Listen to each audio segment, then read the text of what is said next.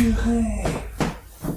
Purée, c'est pas possible. Mais qu'est-ce qui se passe? On a reçu les impôts, il veut nous faire payer 1500 €. Je vais mentir, bébé, sérieusement, on peut pas payer 1500 €. On peut pas mentir non plus. Bébé, on va pas payer 1500 €. On va pas mentir non plus. Oh, purée. Bébé, je pense qu'il faudrait plutôt qu'on fasse confiance à Dieu. Faire confiance à Il Dieu. va pourvoir.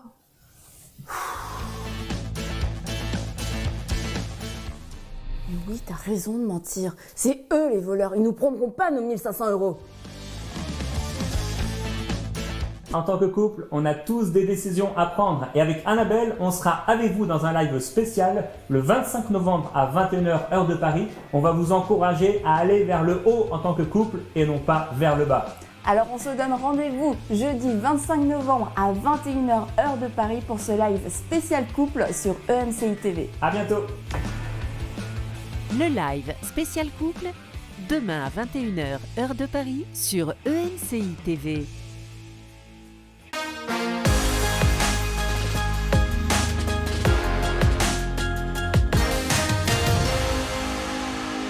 Bonjour et bienvenue dans cette nouvelle émission de Paroles de femmes. Si vous suivez depuis lundi, vous savez qu'Annabelle est absente cette semaine et j'ai l'honneur de la remplacer avec mon amie Aurélie. Bonjour Aurélie, Nadine. ça va bien? Ça va et toi? Ça va très très bien. Aurélie et moi, nous sommes tellement heureuses parce que depuis lundi, nous avons une invitée de marque, le pasteur Liliane Sanogo, pasteur à l'église Vase d'Honneur, qui nous rejoint à distance malheureusement, mais nous espérons que prochainement, elle sera ici avec nous. Oui, Bonjour pasteur Liliane. Bonjour pasteur Liliane. Bonjour Nadine, bonjour Aurélie. Plaisir renouvelé de vous retrouver encore aujourd'hui. Vraiment pour nous également. Et depuis lundi, pasteur Liliane, tu nous apportes ce sujet dont tu le disais depuis lundi, que ce n'est pas juste pour les personnes qui ne connaissent pas Dieu. Même en tant que chrétien, on peut se poser la question, mais quel sens a ma vie? Où va la vie? À quoi bon vivre? Etc. Et tu nous as parlé depuis lundi que redonner un sens à sa vie, c'est d'abord, oui, consacrer sa vie à Jésus comme Seigneur et Sauveur, mais il y a des actions concrètes à prendre au quotidien. Et hier, tu nous as parlé de l'importance d'aimer la vie. Et aujourd'hui, on va aller dans le creux du sujet, comme j'aime dire, parce que là, on va aller de façon concrète des actions à poser pour vous et moi, frères et sœurs, pour donner du sens à notre vie. Et tu nous as dit, pasteur Liliane, et on va commencer par ça, que la première action à poser pour donner du sens à sa vie, c'est de redécouvrir sa valeur. Oui, tout à fait Nadine et Aurélie. La première chose à faire en termes d'action, voilà, donc on aura des actions actives, si je peux m'exprimer ainsi.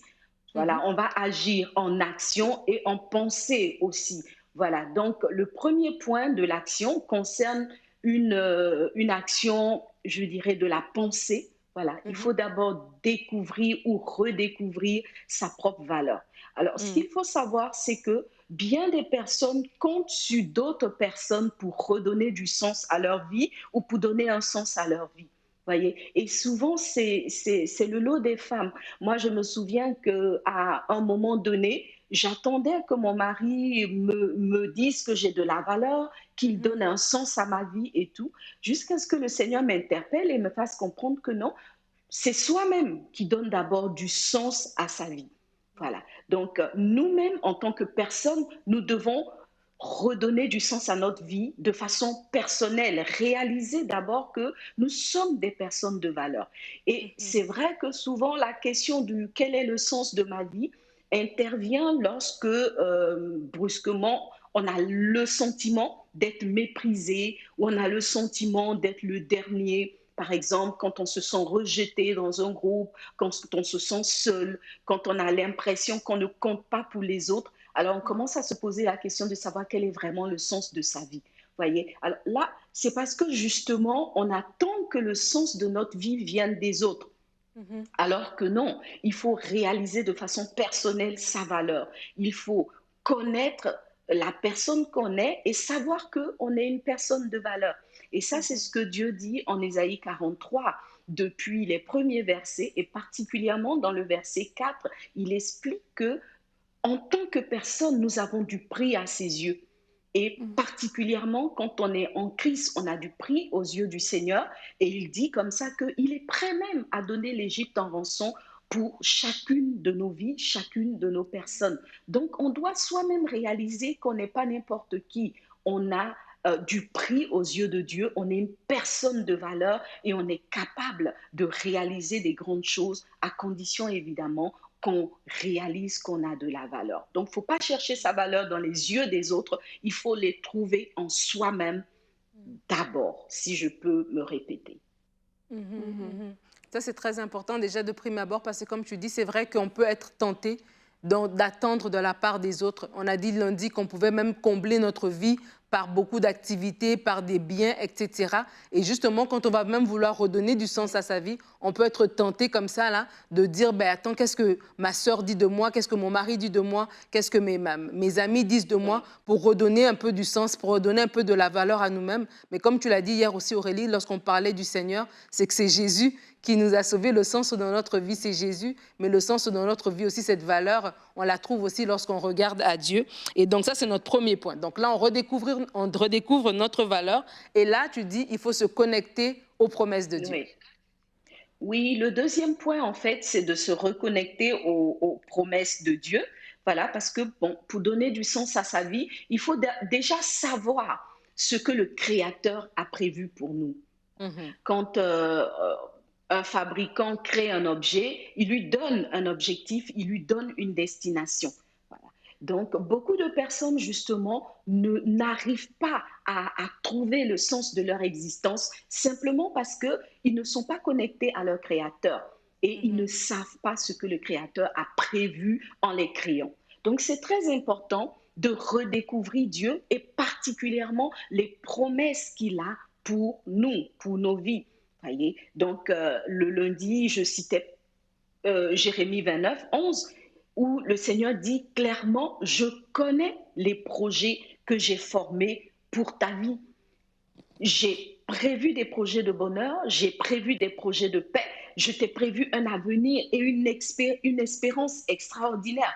Voyez? Donc, quand on se souvient que le Créateur ne nous a pas créés pour rien, qu'il a des bons projets pour nous, il a des bons plans pour nous, alors on retrouve de l'énergie parce qu'on sait qu'on va quelque part avec notre Créateur. Donc, il faut se reconnecter aux promesses de Dieu, il faut aller les relire dans la parole de Dieu et il faut écouter aussi la voix du Saint-Esprit dans nos cœurs qui nous pousse vers quelque chose qui nous parle, voilà, par rapport justement à notre valeur, à notre avenir, à notre devenir et au sens profond de notre existence. Et c'est vrai que ce verset de Jérémie, lorsqu'on regarde même dans le contexte, ça allait très mal. Et Dieu va rappeler à Jérémie en fait qu'il avait des plans et des projets. Et je crois, comme tu disais, que des fois, quand on se pose la question au sens de la vie, c'est justement dans des temps où est-ce que ça va moins bien, dans des temps de difficulté, et d'avoir cette promesse que Dieu a des plans et des projets, de se rappeler en fait que par le Saint-Esprit qu'en fait on est l'ouvrage de ses mains, comme la Bible nous dit dans Éphésiens 2:10, qui nous a créés avec des bons projets qu'il a préparés d'avance pour que nous les pratiquions. Ça nous redonne aussi un regain d'énergie et d'espoir aussi face à l'avenir en fait. Et c'est même un très bon indicateur. Hein. Quelquefois, quand on se pose ce genre de questions, on peut penser que c'est pas bien. Mais c'est un très bon indicateur de ce que Dieu veut justement nous connecter à ses promesses, comme Pasteur Liliane dit. Donc le Seigneur, ou même les circonstances te poussent, mais l'idée derrière, c'est de te connecter aux promesses de Dieu pour ta vie. Parce que Dieu nous aime tellement que son désir à lui, comme Pasteur Liliane a dit, c'est des projets de paix, c'est des projets de bonheur. Et tellement il nous aime, il ne prend pas plaisir à voir ses enfants s'égarer dans les voies qu'il a prévues pour eux.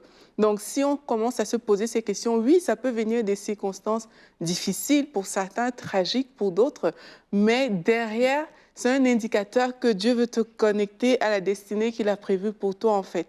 Et c'est très bien, parce que peut-être jusqu'à présent, tu marchais dans tes propres voies, mais c'est un indicateur pour dire, regarde, il y a un plan. Il y a un chemin qui est tracé pour toi et c'est seulement quand tu te poses ces questions que tu peux être engagé dans le désir de suivre ce chemin. Et c'est la voix de Dieu en fait, c'est la voix des promesses de Dieu, c'est la voix du Saint-Esprit dans ton cœur, c'est le chemin que Dieu a prévu pour toi avant la fondation du monde. Donc je trouve que c'est trop important en fait que de rester connecté comme ça aux promesses de Dieu comme Pasteur Liliane vous partagez justement.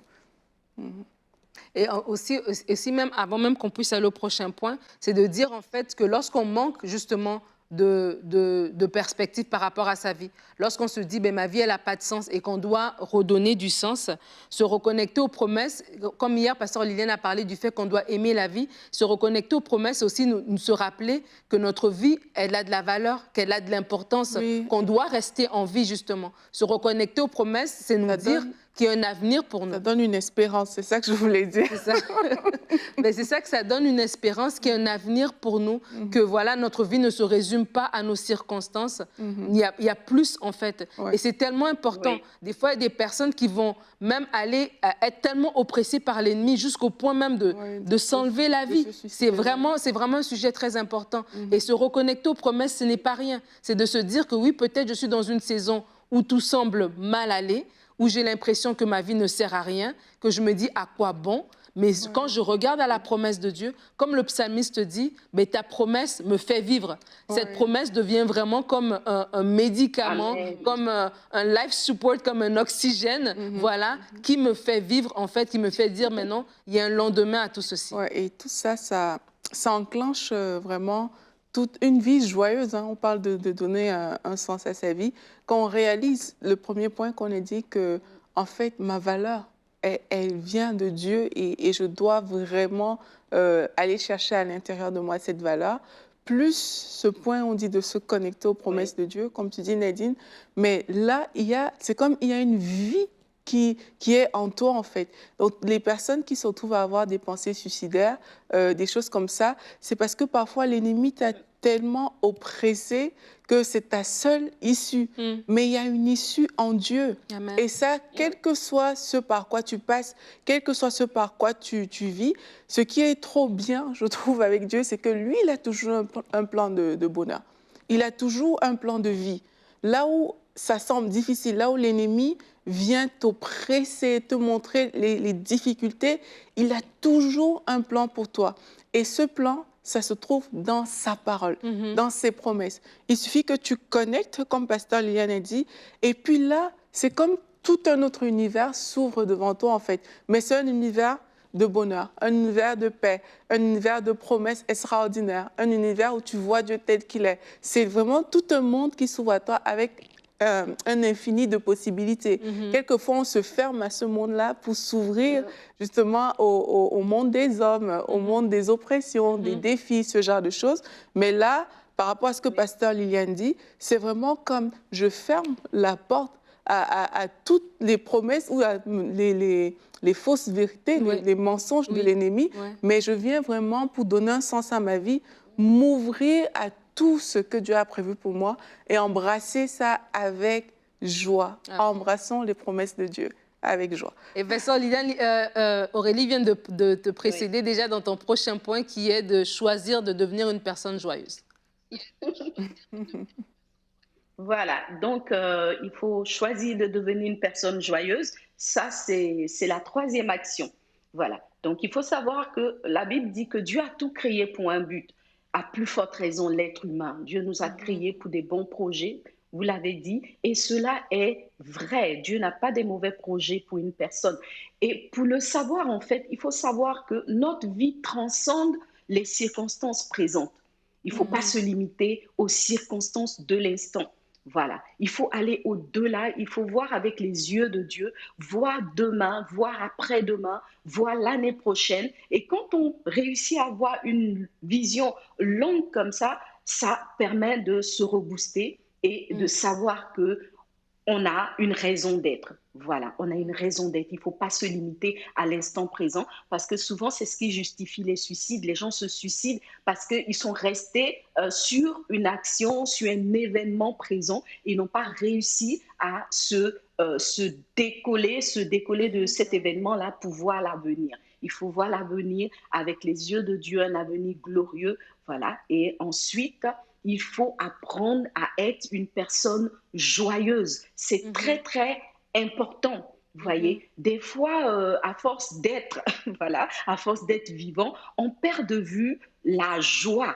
Voilà. La Bible dit, soyez toujours joyeux. Parce que la joie, en fait, est un carburant. C'est un carburant, une bonne énergie, justement, qui nous donnent une raison de vivre. Voyez, des fois, il y en a qui vont dire je me suis levé du mauvais pied, donc je suis de mauvaise humeur toute la journée. Alors, moi, je pense que c'est un mauvais investissement de prendre du temps pour la mauvaise humeur. Parce que la mauvaise humeur, elle ne peut pas justement nous donner un sens à notre vie, puisqu'elle nous plonge dans un puits, elle nous plonge dans une incertitude, elle nous plonge dans les ténèbres. Alors, il faut faire le choix de la joie. Et ce qu'il faut savoir, c'est que la joie, en fait, on ne l'achète pas. Il n'y a pas une boutique, qu'on va dire boutique pour la joie.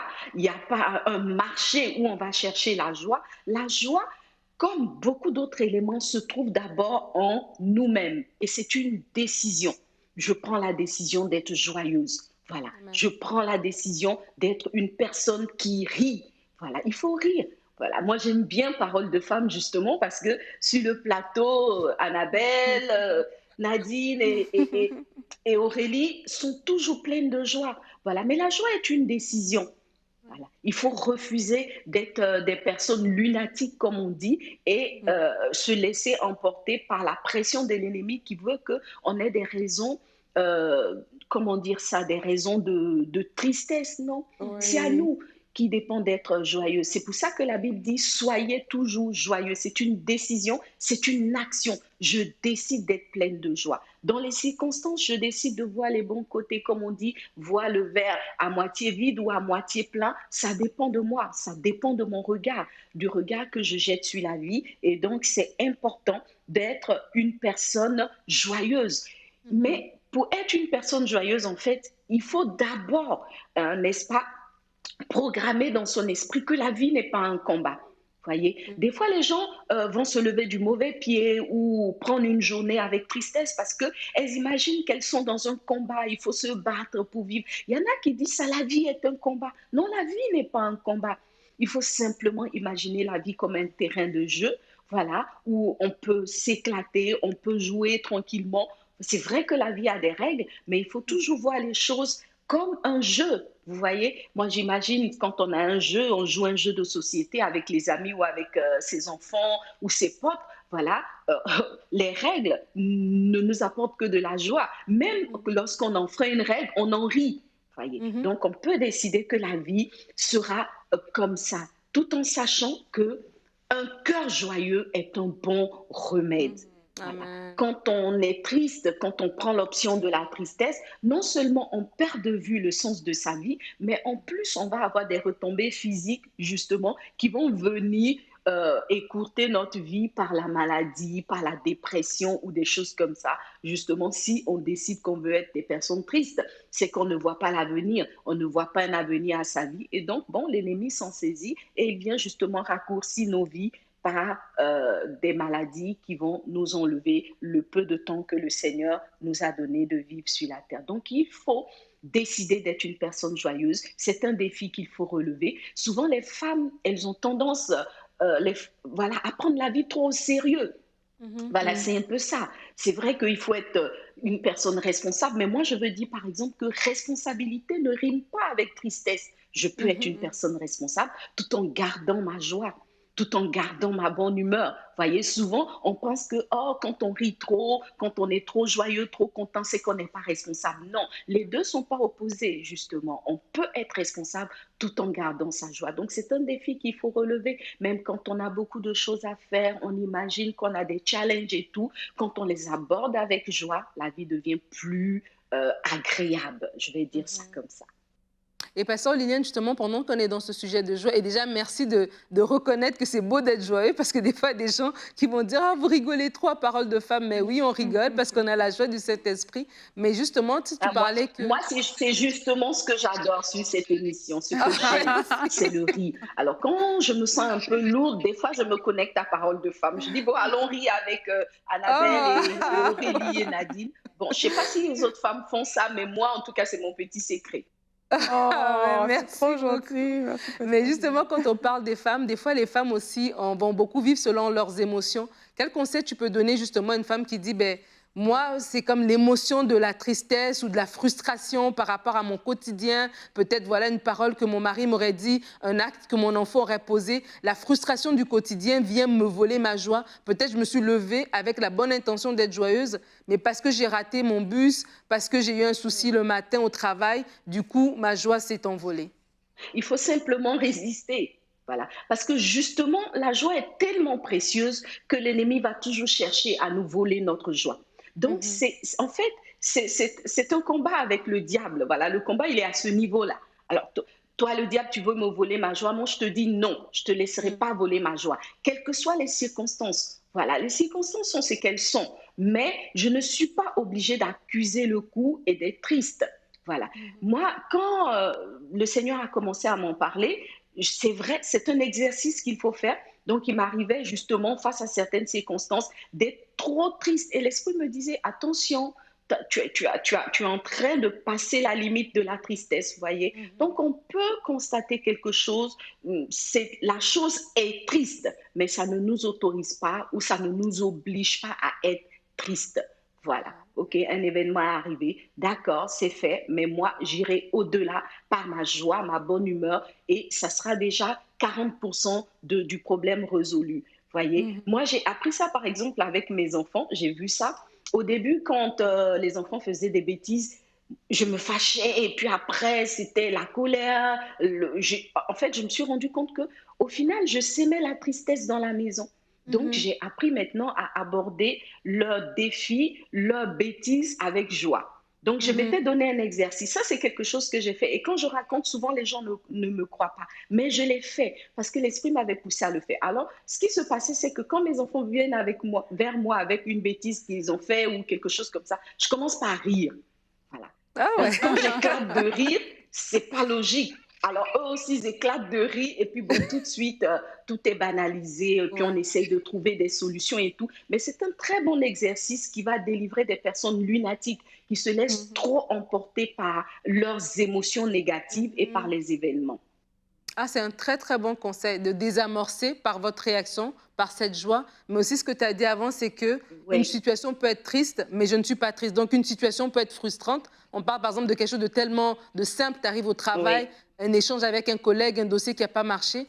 C'est frustrant, mais je ne suis pas frustrée. La situation et moi, mon état d'âme, c'est deux choses différentes. Puis ça, c'est important. Ça veut dire qu'en tant que femme, on doit vraiment maîtriser nos émotions, passer par-dessus nos ressentis pour maintenir cette joie-là, en fait. Et là, pour terminer, tu dis ton quatrième point. Oui, vas-y. Oui. Oui, donc pour terminer, le quatrième point, lever les yeux de sa seule vie et s'investir pour les autres. Donc pour terminer, il faut lever les yeux de sa seule vie. Alors, je pense que souvent, on va laisser la tristesse nous envahir, on va se laisser emporter par les émotions quand on pense que notre vie ne compte pas par rapport aux autres, quand on est trop focalisé sur soi-même. Tu vois? Donc, il faut pouvoir lever les yeux de sa seule vie en se disant, par exemple, ah tiens, si je suis lunatique ce matin, si j'ai pas la joie, si je suis de mauvaise humeur, je ne vais pas simplement assombrir ma seule vie, mais je vais aussi assombrir tout l'environnement. Et ça me fait penser à quelque chose de très important que Dieu m'avait fait remarquer. Il m'a dit, Adam a appelé Ève, son épouse, voilà, Ève. Et Ève, ça veut dire source de vie, source de joie. Voyez? Donc, il y a quelque chose que Ève transportait, c'était la joie, c'était la vie. La vie, c'est la joie. Voyez? La vie, c'est la joie. Donc, une femme doit être Ève, elle doit semer la vie autour d'elle par sa bonne humeur et par ses actions en direction des autres. Voyez? Donc ça, c'est déjà ça. Ma joie va avoir un impact sur mon environnement, donc ma vie a un sens. Et aussi, ma vie va prendre son sens quand je commence à comprendre que je ne vis pas pour moi seule, je ne vis pas pour moi-même, je vis pour les autres. Donc, je vais lever la tête, ne plus être le nombril du monde et me dire, tiens, je peux faire ça pour telle personne, je peux faire ci, je peux faire ça. Et du coup, effectivement, on sent que sa vie compte. Je prends le temps d'aller visiter des malades, de prier avec d'autres personnes, de soutenir un ami, une amie qui a un déménagement à faire. Voilà, ma vie compte, elle a du sens. Et même quand les autres vont parler de moi, tellement ils réalisent mon importance que ça vient encore booster, n'est-ce pas, mon capital valeur. Je sais que ma vie compte parce que justement, je trouve de la place pour les autres et je donne ainsi plus de sens à mon existence. Amen. Ça me fait penser à Mère Teresa. Tu sais, je me dis, cette femme-là, on parle de redonner un sens à sa vie. Et dans ton dernier point, tu parles de cette importance de lever les yeux de notre propre vie, de ne pas être le nombril du monde, pardon. Mais elle, cette femme-là, c'était une femme qui a consacré sa vie à aider les autres. Et on le voit pour elle, mais même dans d'autres ministères qui sont des ministères humanitaires. Et on voit comment, en fait, il y a beaucoup de joie, en fait, quand tu es capable d'aider quelqu'un, quand tu es capable de soutenir quelqu'un, quand tu es capable de venir faire du bien à quelqu'un. On va penser que maintenant, c'est difficile et tout ça, tu es en train de t'oublier. Mais quand on parle de donner du sens à sa vie, il y a des gens qui vont dire, qui ont quitté leur travail dans une grande entreprise à rouler à 100 000 à l'heure et qui se sont consacrés à aider les autres. Et c'est comme si c'est là que leur vie a vraiment pris un envol. Ouais, j'avais lu un livre de Heidi Baker, justement, qui, elle, fait des missions au Mozambique. Et elle avait dit un truc qui m'avait beaucoup interpellée. Elle avait dit qu'elle allait là-bas en pensant apporter aux pauvres. Mais ces gens lui ont tellement apporté, elle a tellement appris que c'est l'école, en fait, par laquelle Dieu lui a permis de passer pour apprendre tellement de choses dans sa vie, alors qu'elle pensait être, vous voyez, le canal qui allait bénir et tout. Mais elle a tellement reçu, elle a tellement été bénie qu'elle ne s'attendait pas à ça, en fait. Et là, on parle de donner un sens à sa vie, c'est ça. C'est que parfois, on vient vers les autres en se disant « Ah oui, c'est moi qui vais lui apporter, je vais vers un orphelin pour lui donner quelque chose. » Mais ce que tu n'as pas compris, c'est que Dieu te donne des choses à travers cet orphelin que tu vas aider. Et ces choses-là sont tellement bénéfiques pour ta propre vie à toi, même si tu ne le réalises pas, en fait. C'est quand tu as posé l'acte que tu vas dire « Ah, mais tiens, voici ce que ça m'a apporté. » Et c'est quelque chose que tu ne voyais pas avant d'avoir fait ce pas. Donc, s'ouvrir vers les autres, c'est sûr, on le fait par amour, on le fait parce qu'on aime Dieu, parce qu'on sait que c'est le cœur de Dieu de faire ça.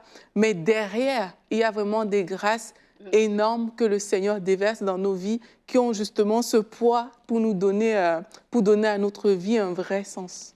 Amen. Et bien, Sœur Lina, je te laisse alors le mot de la fin pour conclure cette émission. Vas-y.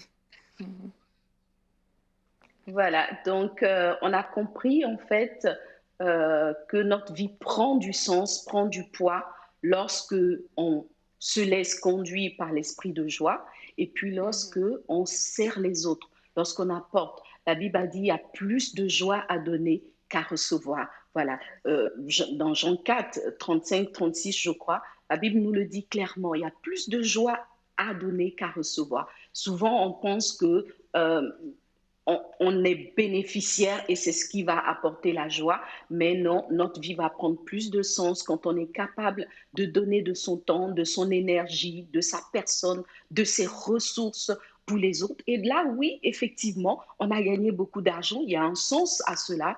On a fait des grandes études, on peut partager sa connaissance, il y a un sens du coup à notre vie. On est fort, on est sportif, on peut aider d'autres personnes physiquement, alors notre vie prend un sens. Donc, il faut lever la tête de sa propre vie et savoir que notre vie prendra plus de poids, plus nous investirons pour les autres. Wow, ben merci déjà à vous, Pasteur Liliane, d'avoir investi pour nous aujourd'hui avec tous ces conseils. Merci beaucoup. Et demain, nous allons continuer. On a parlé de façon concrète, de façon pratique, des façons de donner du sens à sa vie. Et demain, Pasteur Liliane va élaborer encore d'autres points qui, je le crois, vont vous bénir et vont vous permettre de prendre goût à la vie parce que la vie est un cadeau, on l'a déjà dit. Soyez joyeux, soyez remplis de joie, chères sœurs. Et on se voit demain pour une prochaine émission de Paroles de Femmes.